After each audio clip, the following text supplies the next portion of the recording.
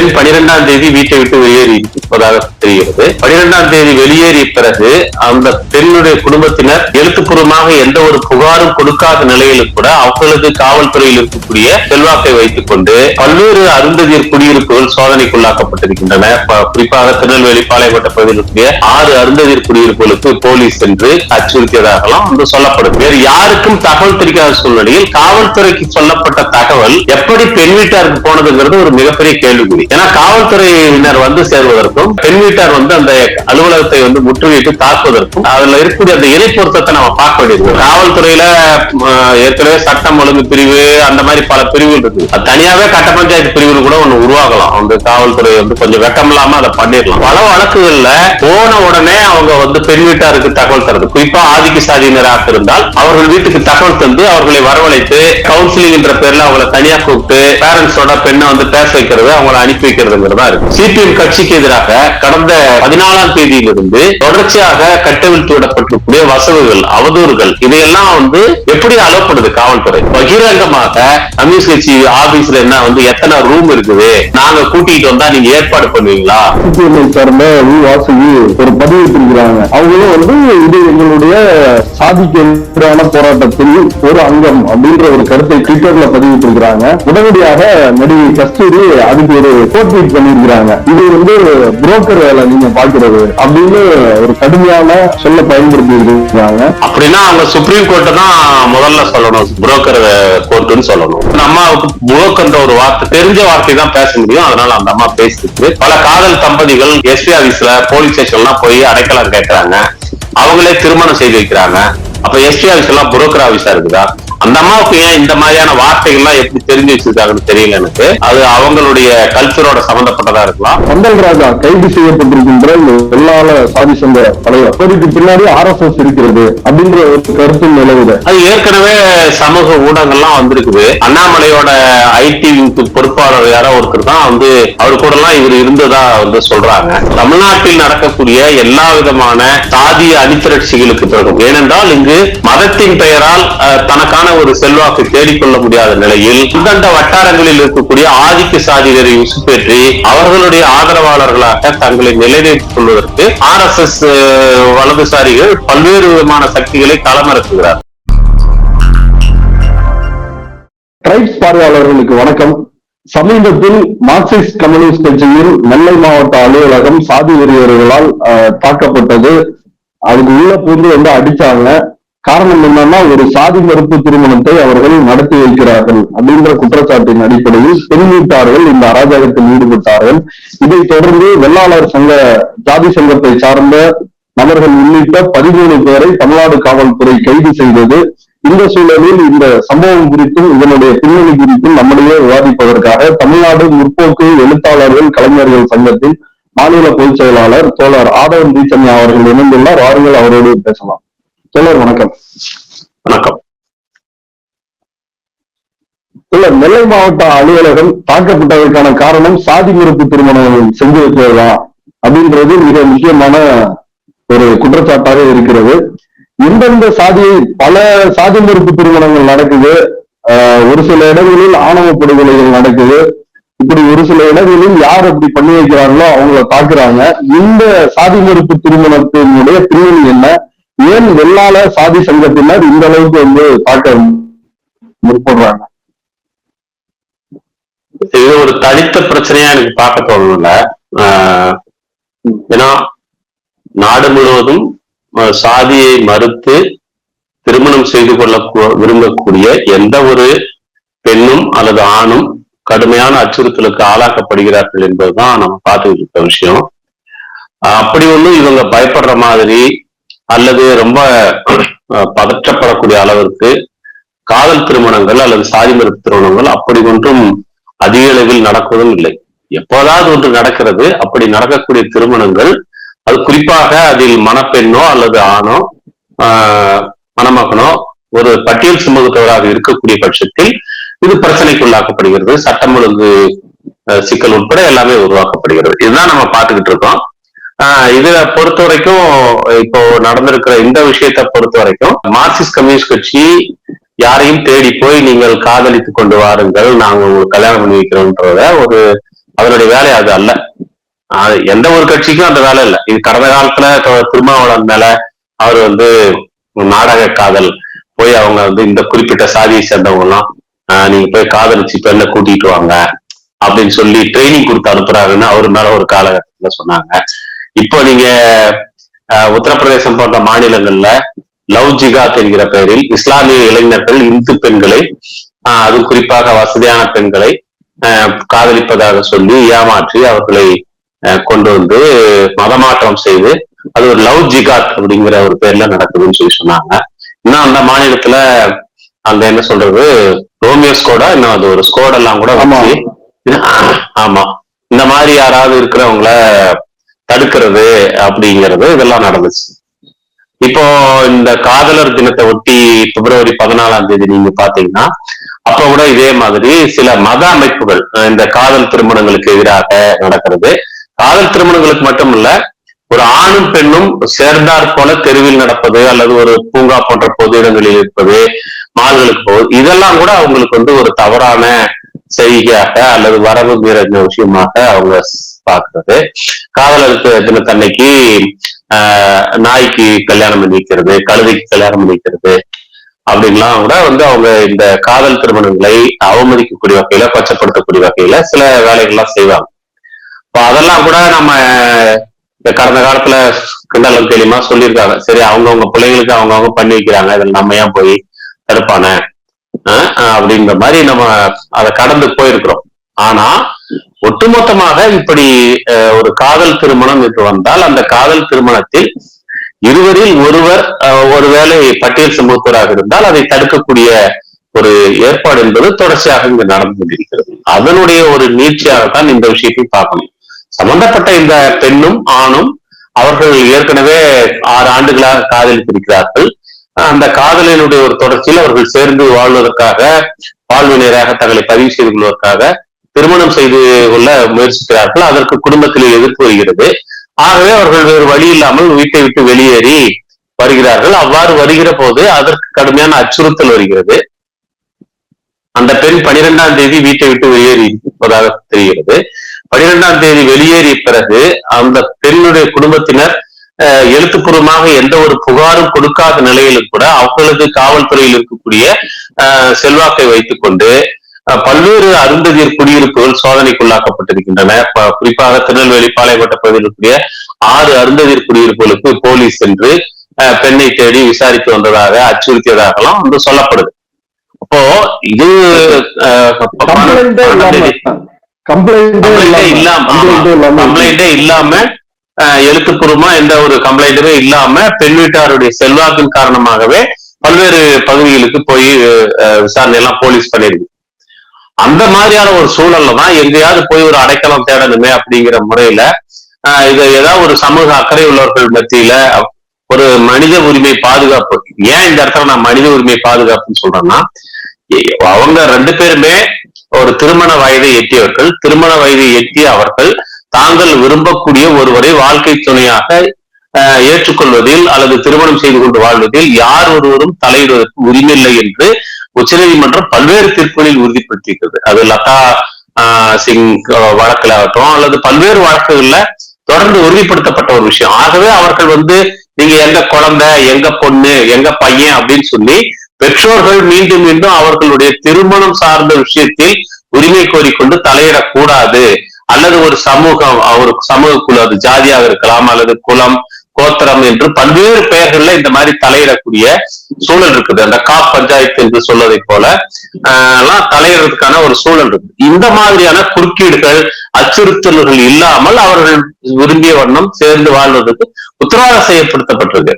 அப்ப அந்த உத்தரவாதப்படுத்தப்பட்டிருக்கக்கூடிய ஒரு விஷயத்தை அவர்கள் தங்கள் வாழ்க்கையில் உறுதிப்படுத்திக் கொள்ள வேண்டியிருக்குது. அதுக்காக அவங்க மார்க்சிஸ்ட் கம்யூனிஸ்ட் கட்சியினுடைய அலுவலகத்துக்கு வந்திருக்காங்க. மார்க்சிஸ்ட் கம்யூனிஸ்ட் கட்சி போய் எந்த தெருவா போய் வீடு வீடா போய் யாரையும் கூப்பிட்டுலாம் வரல.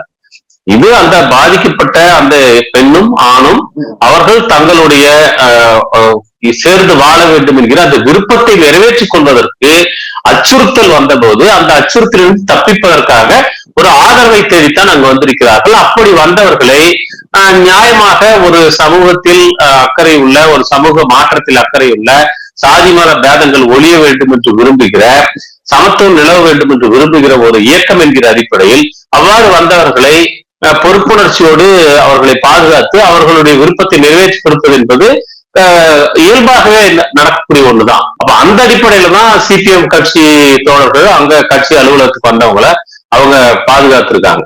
மற்றபடி அந்த ஜாதிக்குள்ள போய் ஒரு பெரிய ஏதோ அவங்களுக்குள்ள கழகத்தை மூட்டணும் அல்லது அவங்க தாய் தந்தையரை வெறுப்பேற்றணும் அல்லது அவங்க சொந்த பந்தங்களை கடுப்பேற்றணுங்கிறதோ மார்க்சிஸ்ட் கட்சியினுடைய நோக்கம் கிடையாது. இப்படி வந்தவங்களை பாதுகாக்கிறதுங்கிறதும் அவங்களுக்கான மனித உரிமைகளை பாதுகாப்பது என்பதும் மிக அடிப்படையான ஒரு கட்சியினுடைய ஒரு செயல்பாட்டுல தவிர்க்க முடியாத ஒரு விஷயம். ஆகவே அவங்க அந்த அடிப்படையில தான் பண்ணியிருக்காங்க. இவ்வாறு செய்த பிறகு ஒருவேளை அவங்க ஒரு பதிவு திருமணத்தை நோக்கி போகிற போது எல்லா ரிஜிஸ்டார்ஸ்லயும் இவங்க ஆள் போட்டு வச்சிருக்காங்க. ஏதாவது ஒரு ரிஜிஸ்டார்ஸ்குள்ள வரணும் அப்படின்னு சொல்லி தூத்துக்குடி, திருநெல்வேலி 2 மாவட்டத்திலையும் சப் ரிஜிஸ்டார் ஆபீஸ் பெண் வீட்டார் பண்ணியிருக்காங்க அப்படின்னு சொல்றாங்க. இப்ப அந்த மாதிரியான ஒரு சூழல்ல அங்க போறதுல இருக்கக்கூடிய தடைகள், அப்புறம் ஒருவேளை இவங்க இடத்த கண்டுபிடிச்சு ஒருவேளை வந்துட்டாங்கன்னா என்ன பண்ணுங்கிறத ஒரு முன்னெச்சரிக்கை நடவடிக்கையில காவல்துறைக்கு தகவல் தராங்க. கமிஷனருக்கு போன் பண்ணி இந்த மாதிரி எங்க அலுவலகத்துக்கு இங்க வந்திருக்காங்க, நீங்க போலீஸ் பாதுகாப்பு கொடுக்கணும்னு சொல்லி. அப்ப நியாயமாவே நீங்க திருநெல்வேலி, தூத்துக்குடி இந்த பகுதியில சாதி ரீதியான விஷயங்கள் எவ்வளவு கடுமையா இருக்குது, அது எந்த அளவுக்கு மூர்க்கமாக வெளிப்படுதுன்னு போலீஸ்க்கு ஒண்ணும் தெரியாம கிடையாது. அந்த மாதிரியான ஒரு சூழ்நிலையில இது கம்யூனிஸ்ட் கட்சியினுடைய பிரச்சனையாக பார்க்காமல் இது 2 உயிர்களுடைய பிரச்சனை, 2 சுதந்திரமான மனிதர்களுடைய பிரச்சனை என்று காவல்துறை ஒரு சமயோசிதமாகவும் சட்டப்பூர்வமாகவும் யோசித்து அவங்க இருவரையும் தங்களுடைய பொறுப்பில் காவல்துறை எடுத்துக்கொண்டிருந்திருக்க வேண்டும். அப்படி எடுக்காம ஒரு 2 பேரை ஏதோ ஒரு கேட்டதுக்காக 2 பேரை அனுப்பி வைக்கிறாங்க. ஆனால் காவல்துறையினர் அந்த வந்த 2 பேரும் அவங்க வந்த கொஞ்ச நேரத்திலேயே வேறு யாருக்கும் தகவல் தெரியாத சூழ்நிலையில் காவல்துறைக்கு சொல்லப்பட்ட தகவல் எப்படி பெண் வீட்டாருக்கு போனதுங்கிறது ஒரு மிகப்பெரிய கேள்விக்குறி. ஏன்னா காவல்துறையினர் சேர்வதற்கும் அந்த பெண் வீட்டார் அந்த அலுவலகத்தை முற்றுகையிட்டு தாக்குவதற்கும் மிக ஒரு அதுல இருக்கக்கூடிய அந்த இணை பொருத்தத்தை நம்ம பார்க்க வேண்டியது, அந்த கால அமைவை நம்ம பார்க்க வேண்டியது. எப்படி இந்த தகவல் அவங்களுக்கு போச்சு அப்படின்னா, காவல்துறையிலேயே யாராவது கருப்பாடுகள் இருக்கிறார்களா, இல்ல கருப்பாடுகள் தான் காவல்துறையாக இருக்கிறதா அப்படிங்கிற ஒரு கேள்வி இருக்கிறது. அதுக்கு காவல்துறை தான் பதில் சொல்ல. எப்படி காவல்துறைக்கு தெரிவிக்கப்பட்ட விஷயம் நிச்சயமா கமிஷனர் தான் சொன்னாருன்னு நான் சொல்லல, அல்லது இந்த காவலுக்கு வந்த 2 பேர் தான் சொன்னாங்கன்னு நான் சொல்லல. ஆனால் ஏதோ ஒரு வகையில் காவல்துறைக்கு சொல்லப்பட்ட இந்த விஷயம் கம்யூனிஸ்ட் கட்சி அலுவலகத்தில் தான் பையனும் பெண்ணும் இருக்கிறார்கள் என்கிற இந்த விஷயம் ஏதோ ஒரு வகையில் அங்க போயிருக்குதுன்னா இது காவல்துறை வழியாகத்தான் போயிருக்க வேண்டும் என்று உறுதியாக சந்தேகிக்கிறார்கள். இதுதான் நடந்திருக்கிறதுக்கு வாய்ப்பு இருக்குன்னு சொல்லி அதை காவல்துறை தெளிவுபடுத்தணும்.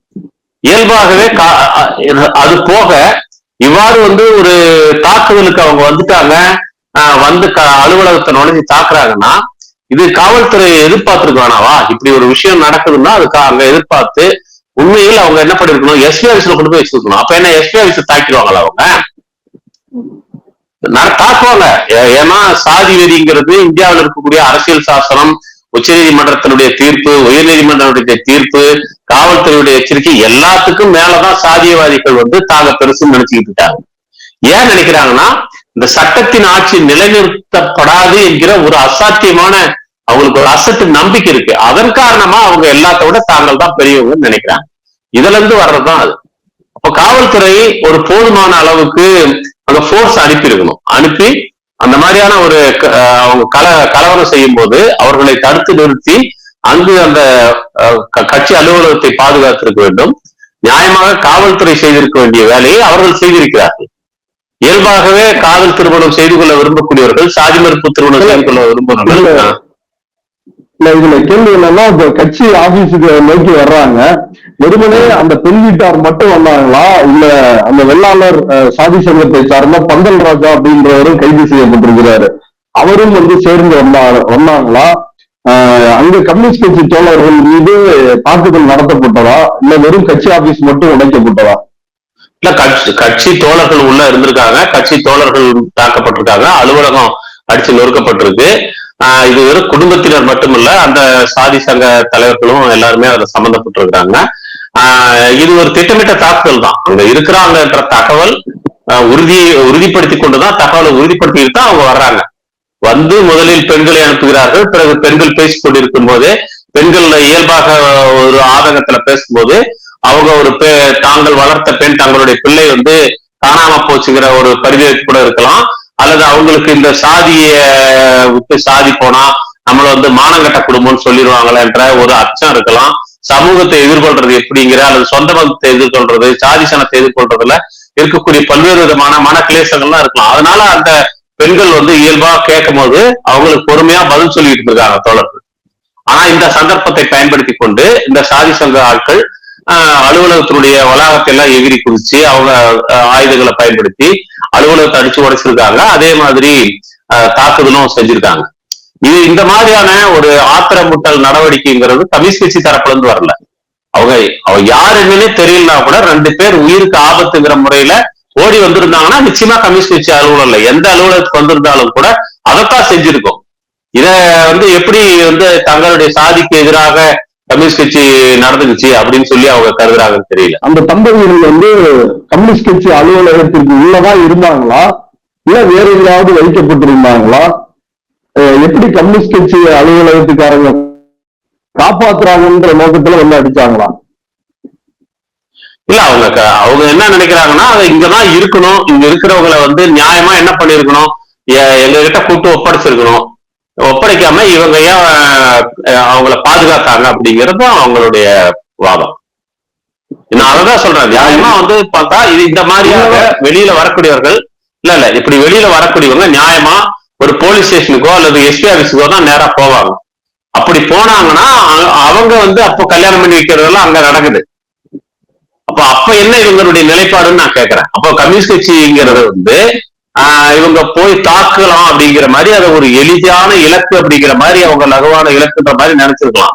கம்யூனிஸ்ட் கட்சி வந்து மக்களை தாக்குவதற்கான கட்சி இல்ல, அது வந்து அதற்கான இது இல்லை. அது அதிகாரத்துக்கு எதிராக போராடக்கூடிய அமைப்பு. அது வந்து மக்கள்கிட்ட இருக்கக்கூடிய பழமைவாதங்கள், பிற்போக்குத்தனங்கள், அநாகரிகமான கருத்துக்கள், பின்தங்கிய கருத்துக்கள், இதுக்கு எதிரான கருத்து ரீதியான போராட்டத்தை நடத்தக்கூடியது.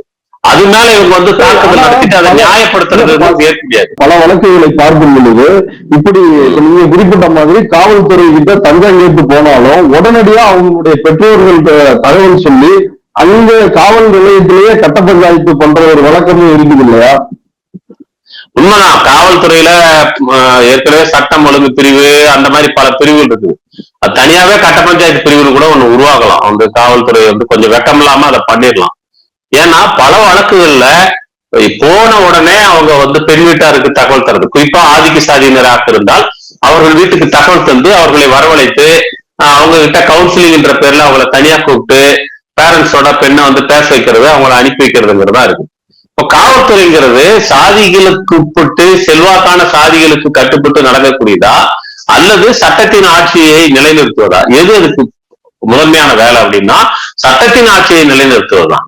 இப்போ ஒரு வயது வந்த ஆணும் பெண்ணும் அவர்கள் சுதந்திரமாக தங்களுடைய வாழ்க்கை இணையரை தேடிக்கொள்வதற்கு எந்த சக்தி தடையாக இருந்தாலும் அந்த தடையை நீக்கி அவர்கள் சேர்ந்து வாழ்வதற்கு துணை புரிய வேண்டியதுதான், அதற்கு பாதுகாப்பு வழங்க வேண்டியதுதான் ஒரு காவல்துறை, நீதித்துறை, அரசு நிர்வாகம், அரசியல் தலைமை, எல்லாருக்குமே அதுதான் நோக்கம். அதுதான் இருக்க முடியும். அப்ப இதுல காவல்துறை என்ன பண்றாங்கன்னா அந்த மாதிரி பண்ணாம, அது இளவரசன் கேஸ்ல கூட அதுதான், திவ்யா இளவரசன் கேஸ்ல கூட நீங்க அது நீதித்துறையே பாத்தீங்கன்னா நீதித்துறையே வரம்பு மீறி மிகுந்த பிரயாசப்பட்டு திவ்யா கிட்ட பலவிதமாக அவங்களுடைய மன உறுதியை குலைக்கிற அளவுக்கு பலவிதமான உள்வேலையெல்லாம் பார்த்துதான் வந்து பிரிச்சு அனுப்புனுச்சு. இது பல்வேறு வழக்குகள் அப்படிதான் பண்ணிக்கிட்டு. இப்ப நீங்க நேற்று ஒரு செய்தி பார்த்தேன், அறந்தாங்கியில எவ்வளவோ பேர் வந்து ஒரு 3-4 மாசத்துல காதல் தம்பதியினர் வந்து காணாம போயிருக்காங்க. அவங்க ஊரை விட்டு வெளியில தப்பிச்சு போயிருக்காங்க. ஏன் தப்பிச்சு போறாங்க அப்படின்னு பார்த்தா அந்த ஊர்ல அவங்களால சேர்ந்து வாழ முடியாது. இதுதான் சூழல். இது தமிழ்நாடு மட்டும் இல்ல, இந்தியா முழுக்க இதுதான் சூழல். தமிழ்நாட்டுல நாம ஸ்பெஷலா பேச வேண்டிய விஷயம் என்னன்னா, தமிழ்நாடு என்பது தொடர்ச்சியாக இங்கு ஒரு சாதி ஆதிக்கத்துக்கு எதிராக ஒரு சமூக நீதியை முன்வைத்து சமத்துவ கருத்துக்களை முன்வைத்து, அது அயோத்திதாசர் காலத்திலிருந்து, ரெட்டமலை சீனிவாசன் காலத்திலிருந்து, பெரியார் காலத்திலிருந்து தொடர்ச்சியாக நம்ம இன்னை வரைக்கும் அது பேசிக்கிட்டு இருக்கிறோம். இதை பேசிக்கொண்டிருக்கிற இந்த ஒரு சமுதாயத்துல இந்த மாதிரியான சாதியவாதிகள் தொடர்ச்சியாக நடத்துறாங்க. அது கௌசல்யா சங்கர் விஷயமாகட்டும், இப்போ கொஞ்ச நாளைக்கு முன்னாடி கூட வந்து நவீன் ஒரு இளைஞர் படுவது, இது எல்லாமே தொடர்ந்து நடந்துகிட்டே இருக்கிறது. என்னத்தை காட்டுதுன்னா, நீங்க பொது வெளியில நீங்க அரசியல் கட்சிகள், சமுதாய இயக்கங்கள், எல்லாமே நீதிமன்றம் இது எல்லாமே ஒண்ணு சொல்லிக்கிட்டு இருக்கோம். ஆனா இது எதுக்குமே கட்டுப்படாம சாதிவாதிகள் அவர்கள் மிகுந்த மூர்க்கமாக தங்களுடைய பழமைவாதத்தை பேணுவதற்காக எல்லா விதமான அத்துமீறல்களையும் தொடர்ந்து செய்து கொண்டிருப்பார்கள். சட்டத்தின் ஆட்சி நிலை பெறுவதை தடுத்துக் கொண்டிருப்பார்கள். பகிரங்கமாக அச்சுறுத்தல் விடுப்பது அல்லது அவமானப்படுத்துவது அல்லது மன உளைச்சலை உருவாக்கக்கூடிய வகையில பேசுவது இது போன்ற விஷயங்கள் எல்லாம் அரசுதான் முக்கியமான ரோல் இருக்கு. காவல்துறைக்கு அது முக்கியமான பங்கு இருக்கு. காவல்துறை இன்னைக்கு ஒரு காவல்துறை பத்தி ஒரு விஷயத்த சொன்னா உடனே அது சொன்னது யாருன்னு தேடி பிடிக்க முடியுது. ஆனால் சிபிஎம் கட்சிக்கு எதிராக கடந்த 14ஆம் தேதியிலிருந்து தொடர்ச்சியாக கட்டவிழ்த்து விடப்பட்டிருக்கூடிய வசவுகள், அவதூறுகள், அவமதிப்புகள் இதையெல்லாம் எப்படி அலோப்படுது காவல்துறை? இந்த வன்முறையில் ஈடுபட்ட 13 பேர் கைது செய்யப்பட்டிருக்கிறார்கள். அது போக பகிரங்கமாக ஸ்டாலின் வாக்கு வங்கியை இழக்க வேண்டியிருக்கும், கம்யூனிஸ்ட் கட்சி அதை கலட்டி விடு, கம்யூனிஸ்ட் கட்சி ஆபீஸ்ல என்ன எத்தனை ரூம் இருக்குது, நாங்க கூட்டிட்டு வந்தா நீங்க ஏற்பாடு பண்ணுவீங்களா, இது இப்படியெல்லாம் பேசுறது இருக்குல்ல. இதுக்கான தைரியம் எங்கிருந்து வருதுன்னு சொல்லி சொன்னா காவல்துறை இது போன்ற விஷயங்களில் தலையிடாமல் இருப்பதுதான் காரணம். காவல்துறை இன்னும் எஃபெக்டிவா அவங்களுக்குள்ள சமூக பொறுப்பையும் சட்டத்தின் பொறுப்பையும் உணர்ந்து அவங்க முன்வரணும். இல்ல கம்யூனிஸ்ட் கட்சி அலுவலகத்தில் தான் அவங்கள பாதுகாப்பா வச்சிருந்தீங்க. ஒரு புறம் தாக்குதல் நடந்துட்டு இருந்துச்சு, இன்னொரு புறம் அந்த தம்பதிகளை பாதுகாப்பா நீங்க தான் பாதுகாப்பீங்க அப்படின்னு சொல்றாங்க. அப்படி அவங்க அந்த தாக்குதல் நடக்கிறப்பையும் அங்கதான் கட்சி ஆபீஸ்ல தான் இருந்தாங்களா? இல்ல அது அங்க இருந்திருக்கலாம், இப்ப கூட வேற இடத்துல இருக்கலாம், அல்லது அது விஷயம் இல்ல. ஆனால் அவர்கள் தாக்குவதற்கு நடத்திய தாக்குதலை நியாயப்படுத்துவதற்கு கட்டவிழ்த்து விட்டு கொண்டிருக்கின்ற அவதூறுகள், வன்மங்கள் இதுதான் இப்ப வாதத்துக்கு எடுத்துக்கணும். இப்ப நாளைக்கு பண்ணீங்க அன்னைக்கு சங்கர உடுமலைப்பேட்டையில துரத்துறாங்க, வெட்டுறதுக்கு துரத்துறாங்க. அந்த தம்பி ஒரு உயிரை காப்பாத்திக்கிற ஒரு பரிதவிப்புல கௌசல்யாவும் சங்கரும் போய் ஏதோ ஒரு கடைக்குள்ள நுழைஞ்சாங்கன்னா அந்த கடையை இவங்க அடிப்பாங்களா? ஒரு உயிரை காப்பாற்றிக் கொள்வதற்கு இவங்க போறாங்கன்னா அல்லது இவங்களால தாக்கப்பட்ட கூட மருத்துவமனையில போய் சேர்றாங்க, மருத்துவமனையை போய் கொளுத்துவாங்களா? என்ன இதெல்லாம் வாதம். இது தொடர்பாக அந்த மாவட்ட செயலாளர், நெல்லை மாவட்ட செயலாளர் தோழர் ஸ்ரீராம் அவர் சொன்னாரு, இந்த மாதிரி தாக்குதலுக்கு நாங்கள் பின்வாங்க போவதில்லை, நாங்க தொடர்ந்து இது எங்களுடைய போராட்டத்தின் ஒரு பகுதி, நாங்கள் இதை செய்வோம் அப்படின்றாரு. தோழர் கனகராஜ் அங்க போய் பேட்டி கொடுக்கிறப்ப அவர் ஒரு விஷயத்த சொல்றாரு, ஒருவேளை நான் கம்யூனிஸ்ட் கட்சிக்கு வராமல் இருந்திருந்தால் நான் சாதியவாதியாக கூட ஆகி இருக்கலாம், ஏன்னா சமூக சூழல் அப்படிதான் இருக்குது, நாங்க தான் மக்களை பயிற்றுவிக்கிறோம் சமூக இயக்கங்களாக அப்படின்னு அப்படி ஒரு கருத்தை வெளிப்படுத்துறாரு. அது போதுமான அளவிற்கு மக்கள்கிட்ட சாதி ஒழிப்பு குறித்து அப்படி வேலைகளை வெறும் கம்யூனிஸ்டுகள் மட்டும் இல்லாமல் ஜனநாயக சக்திகள், முற்போக்கு சக்திகள் செய்யறாங்களா? அது போதும்னு நீங்க நினைக்கிறீங்களா? இல்ல போதாதுங்கிறதா இப்ப நமக்கு காட்டக்கூடிய பாடம். கம்யூனிஸ்ட் கட்சியை பொறுத்த வரைக்கும் அவங்க தொடர்ச்சியாக பல தலைவர்கள் அதிலே சாதி மறுப்பு திருமணம் செய்து கொண்டவர்கள், பல தலைவர்கள் இன்னமும் தங்களுடைய குடும்பங்களிலே சாதி மறுப்பு திருமணங்களை செய்ய வேண்டும் என்பதற்கான ஒரு உரையாடலை நடத்தி கொண்டிருப்பவர்கள், சொந்த சாதி தரக்கூடிய சலுகைகளில் இருந்து தங்களை விடுவித்துக் கொள்ளக்கூடியவர்கள். குடும்பம் என்பது ஒரே சாதியை சேர்ந்தவர்கள் இருக்கக்கூடிய வசிக்கக்கூடிய ஒரு சிற்றலகு என்கிற இடத்திலிருந்து அது எல்லாரும் கலந்து வாழக்கூடிய ஒன்றாக மாற வேண்டும். இந்த ஒரே சாதிக்குள் இருந்தால்தான் அது மானமுள்ள குடும்பம் என்ற அந்த நிலைக்கு பதிலாக விரும்பியவர்கள் இணைந்து வாழக்கூடிய சாதி மதங்களுக்கு அப்பாற்பட்டு மனிதர்கள் என்ற அடிப்படையில் தங்களுக்குள் காதலின் பேரால் இணைந்து வாழ விரும்பக்கூடியவர்கள் உள்ள ஒரு இடமாக குடும்பங்கள் இருப்பதை மிகவும் மகிழ்ச்சியோடு வரவேற்கக்கூடியவர்கள் தான் கம்யூனிஸ்டுகள்.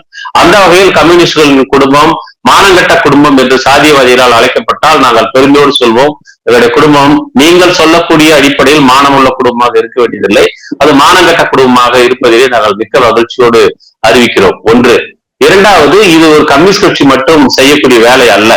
கம்யூனிஸ்ட் கட்சியில் ஒரு சொந்த சாதிக்கு எதிராக செயல்படுவது, சாதி கற்றுக் கொடுக்கக்கூடிய நமக்கு பொது புத்திரை பதிவைக்கக்கூடிய மதிப்பீடுகளை கேள்வி எழுப்புவது என்பதெல்லாம் கம்யூனிஸ்ட் கட்சிக்குள் இயல்பாக நடந்து கொண்டிருக்கின்ற வேலைதான்.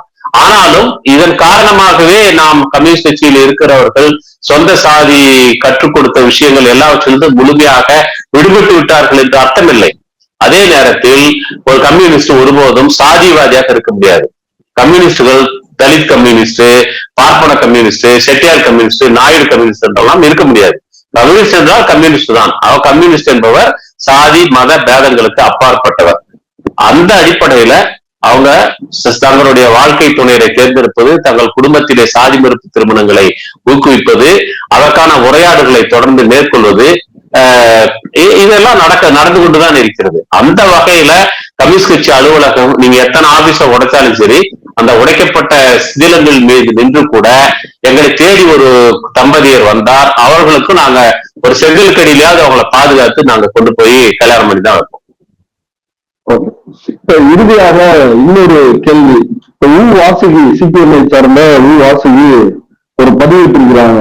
அவங்களும் இது எங்களுடைய சாதிக்கு எதிரான போராட்டத்தில் ஒரு அங்கம் அப்படின்ற ஒரு கருத்தை பதிவிடுறாங்க, ட்விட்டர்ல பதிவிட்டு இருக்கிறாங்க. உடனடியாக நடிகை கஸ்தூரி அதுக்கு ஒரு கோட்வீட் பண்ணிருக்கிறாங்க. இது புரோக்கர் வேலை நீங்க பாக்குறது அப்படின்னு ஒரு கடுமையான ஒரு சொல்ல பயன்படுத்தி இருக்காங்க. நீங்க என்ன பதில் சொல்ல விரும்புறீங்க? அப்படின்னா அவங்க சுப்ரீம் கோர்ட்டு தான் முதல்ல சொல்லணும், புரோக்கர் கோர்ட்டுன்னு சொல்லணும். ஏன்னா சுப்ரீம் கோர்ட்டு தான் சொல்லியிருக்குது பல வழக்குகள்ல. அது ஆறுமுக சேர்வு வழக்காகட்டும், அல்லது நான் ஏற்கனவே குறிப்பிட்ட லதா சிங் வழக்காகட்டும், இன்னும் அடுத்தடுத்து பஞ்சாயத்துகள் பற்றி வந்திருக்கக்கூடிய பல்வேறு வழக்குகள்ல உச்சநீதிமன்றம் மிக தெளிவா சொல்லியிருக்கு. வயது வந்த ஆணும் பெண்ணும் தாங்கள் விரும்பக்கூடிய எவர் ஒருவரையும் எந்த விதமான அச்சத்திற்கும் ஆட்படாமல் வாழ்க்கை துணையாக ஏற்றுக்கொள்ளலாம், அவர்களை தடுப்பதற்கு யாருக்கும் உரிமை இல்லை என்று உச்சநீதிமன்றம் சொல்லியிருக்குது. அப்படின்னு சொல்லும் போது உச்சநீதிமன்றங்களை கஸ்தூரி புரோக்கர்னு சொல்றாங்களா? அப்படி சொன்னாங்கன்னா அவங்க உயர் நீதிமன்றங்களை என்ன சொல்லுவாங்கன்னு தெரியல. அப்படி சொன்னாங்கன்னா அவங்க கோர்ட் அவமதிச்சதான் நீங்க கணக்கு எடுத்துக்கணும். பல காதல் தம்பதிகள் எஸ்பி ஆபீஸ்ல போலீஸ் ஸ்டேஷன்லாம் போய் அடைக்கலம் கேட்கறாங்க, அவங்களே திருமணம் செய்து வைக்கிறாங்க. அப்ப எஸ்பி ஆபீஸ் எல்லாம் புரோக்கர் ஆபீஸா இருக்குதா? அந்த அம்மாவுக்கு ஏன் இந்த மாதிரியான வார்த்தைகள்லாம் எப்படி தெரிஞ்சு வச்சிருக்காங்கன்னு தெரியல எனக்கு. அது அவங்களுடைய கல்ச்சரோட சம்பந்தப்பட்டதா இருக்கலாம். கம்யூனிஸ்டுகளுடைய கல்ச்சர் அது இல்ல. கம்யூனிஸ்டுகள் புரோக்கர்லாம் எதுவும் கிடையாது. அவர்கள் மிக வெளிப்படையாக தங்களை நாடி வந்தவர்களுடைய மனித உரிமைகளை பாதுகாப்பதற்காக தங்கள் மீது ஒரு தாக்குதல் நடந்தாலும் கூட அதை தாங்கிக் கொண்டு மற்றவர்களுடைய உரிமைகளை பாதுகாக்கக்கூடியவர்கள் தான். அதுக்கு அந்த அம்மாவுக்கு புரோக்கர்ன்ற ஒரு வார்த்தை, தெரிஞ்ச வார்த்தை தான் பேச முடியும். அதனால அந்த அம்மா பேசிட்டு அதை நம்ம பொருட்படுத்த வேண்டிய அவசியம் இல்லை என்று நான் நினைக்கிறேன். இந்த ஆணவ படுகொலைகள், சாதி மறுப்பு திருமணங்களுக்கு எதிரான குற்றங்கள், இதை தடுப்பதற்கு தனி சட்டம் வேண்டும் அப்படின்ற போராட்டத்தையும் பல்வேறு கம்யூனிஸ்ட் கட்சியினர், அம்பேத்கர் பெரியார் இயக்கங்கள் எல்லாருமே இப்படி ஒரு கோரிக்கைய கிட்டத்தட்ட இந்த சட்டமன்ற தேர்தலில் இருந்து தொடர்ச்சியாக அதை முன் வச்சுட்டு வர்றாங்க. அந்த கோரிக்கையை வெற்றி பெற்றால் இந்த குற்றங்களை தடுப்பதற்கு ஒரு வாய்ப்பாக இருக்குன்னு நினைக்கிறீங்களா? இல்ல சமூகம் அதற்கு ஒரு தீர்வாக இருக்கும்னு நினைக்கிறீங்களா? இல்ல, கடந்த காலத்துல நீங்க தமிழ்நாடு தீண்டாமை ஒழிப்பு முன்னணி சேலத்துல இருந்து ஒரு நடைப்பயணம் போனாங்க சென்னை நோக்கி. ஆணவ கொலை தடுப்புக்கு தனி சட்டம் வேண்டும் சொல்லி தனி சட்டம் இயற்ற கோரி ஒரு நடைப்பயணம் போனாங்க. அந்த சமயத்துல நீங்க பாத்தீங்கன்னா பல்வேறு அரசியல் கட்சிகளுடைய நிலைப்பாடுகள்லாம் அம்பலமாச்சு. அவங்களால இப்படி ஒரு தனி சட்டம் வேணும்னு சொல்லி சொல்றதுல அவங்களுக்கு பெரிய மனத்தடைகள் இருந்துச்சு, சொந்த ஆதாயங்கள் இருந்துச்சு, சாதி சார்ந்த அவங்களுடைய வாக்கு வங்கியை தக்க வைத்துக் கொள்ளக்கூடிய பரிவேற்பு இருந்துச்சு. ஆனால் அன்றைக்கு அரசு ரீதியாக அவங்க இன்னைக்கு என்ன பேசினாங்க அப்படின்னு பாத்தீங்கன்னா, ஒரு பக்கம் ஓபிஎஸ் அதுக்கு முன்னாடி தமிழ்நாட்டில் ஆணவ கொலை என்பே கிடையாதுன்னு பேசினாங்க. எடப்பாடியும் அதே மாதிரிதான் பேசிட்டாங்க. நம்ம ஏன் இந்த ஆணவ கொலைகளை தடுப்பதற்கு தனிச்சட்டம் வேணும்னு ஏன் கேட்கறோம்னா, இப்ப இருக்கக்கூடிய குற்றவியல் சட்டங்கள்ல இந்த வெவ்வேறு நீங்க நடக்கக்கூடிய இந்த குற்றவியல் சட்டத்தின்படியாக இந்த வழக்குகள் நீங்க கொண்டு போகும்போது இவங்களுடைய இந்த நோக்கங்கள்லாம் அதுல வரையறுக்கப்படாம இருக்கு. இவருடைய நோக்கம் என்ன? தங்கள் சாதிக்கென்று ஒரு கௌரவம் இருப்பதாக. அது என்ன கௌரவம் தெரியல. என்ன இவங்க கௌரவம் ஏதாவது ஒரு சாதிக்குன்னு ஏதாவது தனியா கௌரவம் இருக்குதா? என்ன எப்படி கௌரவம் இருக்கும்? என்ன அந்த சாதிக்குன்னு என்ன பட்டம் கட்டி வச்சிருக்கிறாங்க? ஒண்ணும் கிடையாது. அது ஒரு கற்பிதமான ஒரு விஷயம் தான். இப்ப சாதிக்கென்று ஒரு கௌரவம் இருப்பதாகவும் அந்த கௌரவத்திற்கு அவருடைய குடும்பத்தை சேர்ந்த ஒரு பெண்ணோ ஆணோ வெளியில் போய் ரத்த கலப்பு ஏற்படுகிற போது அந்த கௌரவம் பொல்யூட் ஆகி குழஞ்சி போயிடுதுங்கிறது தான் அந்த கொலையை செய்வதற்கு அவர்கள் செய்யக்கூடியது, அந்த தாக்குதலை நடத்துவதற்கு அவர்கள் சொல்லக்கூடிய காரணம். இந்த காரணங்கள் எல்லாம் இந்திய இப்ப இருக்கக்கூடிய ஐபிசில வரையறுக்கப்படாம சேர்க்கப்படாம இருக்குது.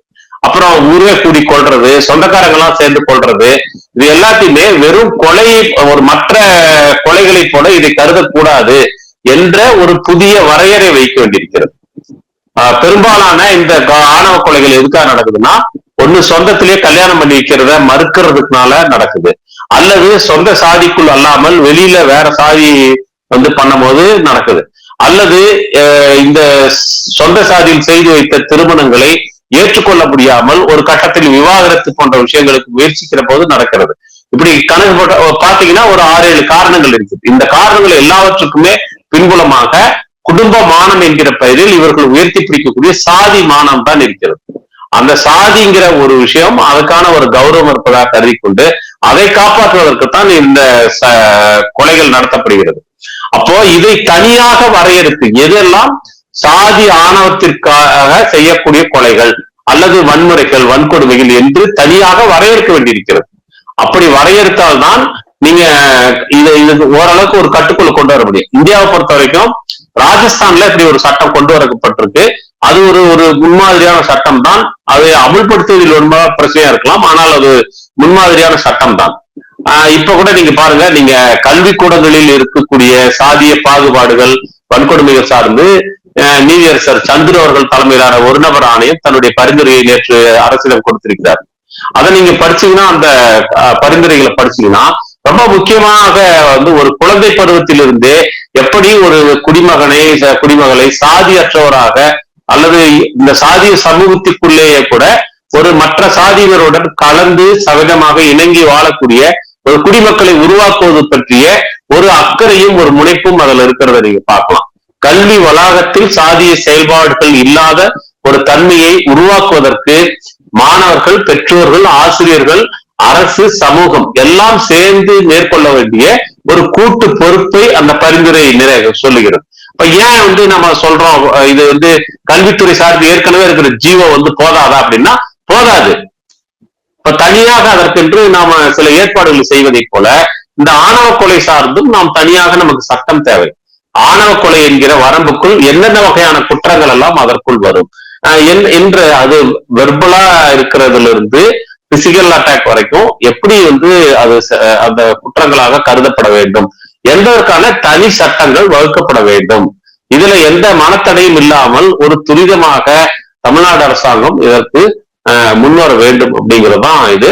அது போக சமூக இயக்கங்கள் என்னதான் சட்டம் இருந்தாலும் அந்த சட்டங்களை அமுல்படுத்துவதிலும் சமூக இயக்கங்களுக்கு ஒரு கண்காணிப்பு தேவை, ஒரு விழிப்புணர்வு மனநிலை தேவை, அரசாங்கத்திற்கு ஒரு அரசியல் விருப்புரிமை தேவை. இதெல்லாம் சேர்ந்தாதான் இது நடக்கும். வெறும் சட்டம் மட்டும் இருக்கிறதுனால நீங்க சட்டம் எல்லாத்துக்கும் தான் இருக்குது. கள்ளக்கடத்தல் பண்ணக்கூடாதுன்னு இருக்குது, நீங்க அதை பண்ணக்கூடாது, இதை பண்ணக்கூடாது, எல்லாம் தான் இருக்குது. எல்லாத்துக்கும் சட்டம் இருக்குது. ஆனா இந்த சட்டங்கள் எல்லாவற்றையும் நடைமுறைப்படுத்துவதில் அரசுக்கு ஒரு அரசியல் உறுப்புறுதி தேவை, சமூக இயக்கங்களுக்கு ஒரு விழிப்புணர்வு கண்காணிப்பு தேவை. இதெல்லாம் தான் தேவை.